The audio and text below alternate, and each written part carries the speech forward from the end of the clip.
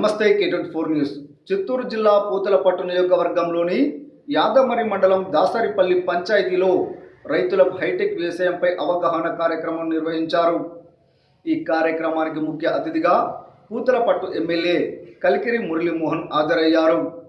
ఈ కార్యక్రమంలో భాగంగా ఆయన రైతులతో మాట్లాడి PM కిసాన్ పథకం అమలు పరిస్థితులపై వివరాలు తెలుసుకున్నారు. అనంతరం సాంకేతిక వ్యవసాయంపై రైతులకు అవగాహన కల్పిస్తూ పంటల సంరక్షణలో ఆధునిక పద్ధతుల ప్రాముఖ్యతను వివరించారు. ముఖ్యంగా పంటలకు మందు పిచికారీ చేయడానికి డ్రోన్ వినియోగంపై వివరించి ప్రత్యక్షంగా డ్రోన్ ప్రదర్శన నిర్వహించారు. ఈ కార్యక్రమంలో వ్యవసాయ శాఖ డైరెక్టర్ మురళి, ఉమా, తహసీల్దార్ పార్థసారథి, జిల్లా తెలుగుదేశం పార్టీ అధికార ప్రతినిధి హేమగిరి చిట్టి, స్థానిక నాయకులు, కార్యకర్తలు, రైతులు మరియు గ్రామస్తులు పాల్గొన్నారు.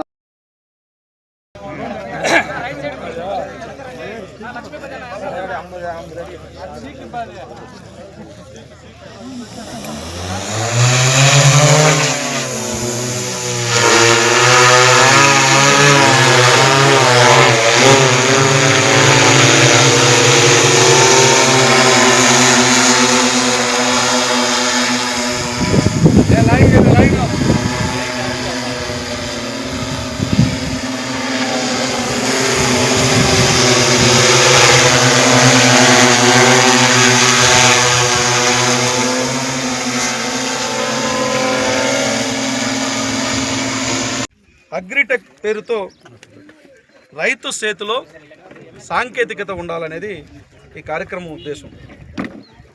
ప్రయోగశాలలో పరీక్షలు కాగితాలకు పరిమితం కాకుండా, రైతుల కష్టం పొలానికి పరిమితం కాకుండా, ప్రయోగశాలలో వచ్చినటువంటి ఫలితాన్ని పొలంలోకి తీసుకొచ్చి, పొలంలో వచ్చినటువంటి ప్రయోగాన్ని మళ్ళీ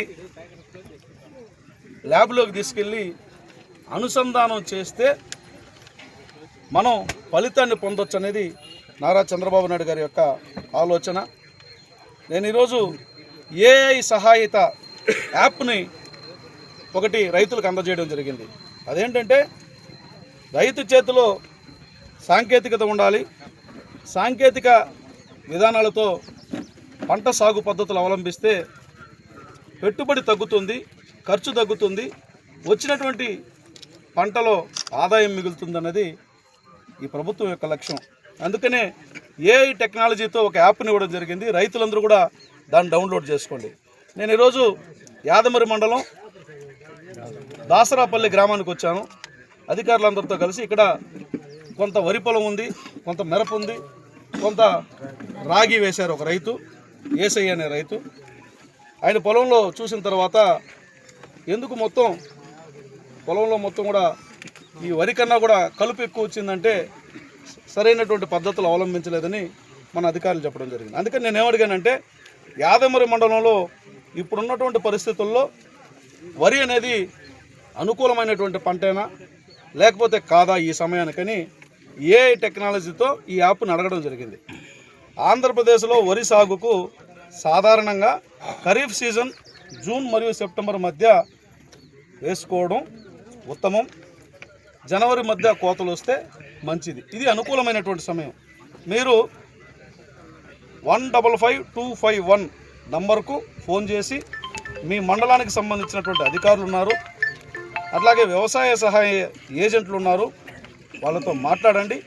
మీ సాయిల్ని ఒకసారి వాళ్ళు చూసి మొత్తం వచ్చి వివరాలు అందజేస్తారని ఒక నంబర్ కూడా ఇవ్వడం జరిగింది. అంటే ప్రభుత్వం ఎంత నిశితమైనటువంటి ఆలోచన చేస్తోంది, ప్రభుత్వం రైతు అభివృద్ధి కోసం ఎంత కట్టుబడి పనిచేస్తూ ఉంది, ప్రభుత్వం రైతాంగం అభివృద్ధి కోసం ఎంత కృతనిశ్చయంతో పనిచేస్తోందని చెప్పడానికే నేను ఈ విషయాలన్నీ కూడా తెలియజేస్తున్నాను. ఒక సమగ్రమైనటువంటి యాప్ ఇది, నిజంగా చాలా ఉపయోగకరమైనటువంటి యాప్. రైతులందరూ కూడా ఈ యాప్ను డౌన్లోడ్ చేసుకుని మీ సెల్ ఫోన్లో ఉంచుకోండి. దీనికి టైప్ చేయాల్సిన అవసరం లేదు, లేకపోతే ఇంగ్లీష్లో చెప్పాల్సినటువంటి అవసరం లేదు. అన్నీ కూడా AI టెక్నాలజీతో అనుసంధానమైంది.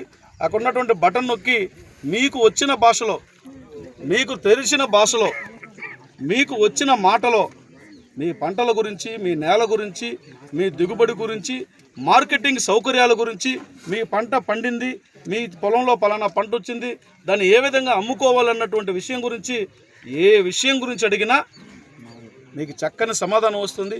ఎవరిని సంప్రదించాలన్నటువంటి ఫోన్ నెంబర్లు కూడా వస్తుంది.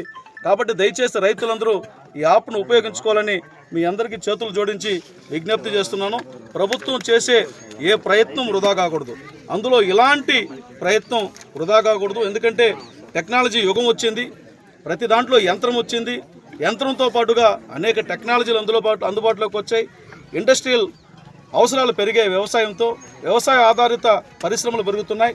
మన రాష్ట్రంలో ఇప్పుడు 30,000 కోట్లతో హార్టికల్చర్ హబ్ ఏర్పాటు చేయాలని రాష్ట్ర ప్రభుత్వం ప్రయత్నం చేస్తుంది. ప్రపంచంలో, దేశంలో హార్టికల్చర్ ఎక్కడుందంటే రాయలసీమలో ఉంది అని దేశమంతా ఇటువైపు చూడాలన్నటువంటి ప్రయత్నం చేస్తుంది. కాబట్టి ఈ యాప్ అనేది చాలా ఉపయోగకరం. మీరు ఈ యాప్ను డౌన్లోడ్ చేసుకోండి, మీ పొలాల్లో బంగారాన్ని పండించండి అని మీ అందరికీ చేతులు జోడించి సవినయంగా, వినమ్రంగా విజ్ఞప్తి చేస్తున్నాను.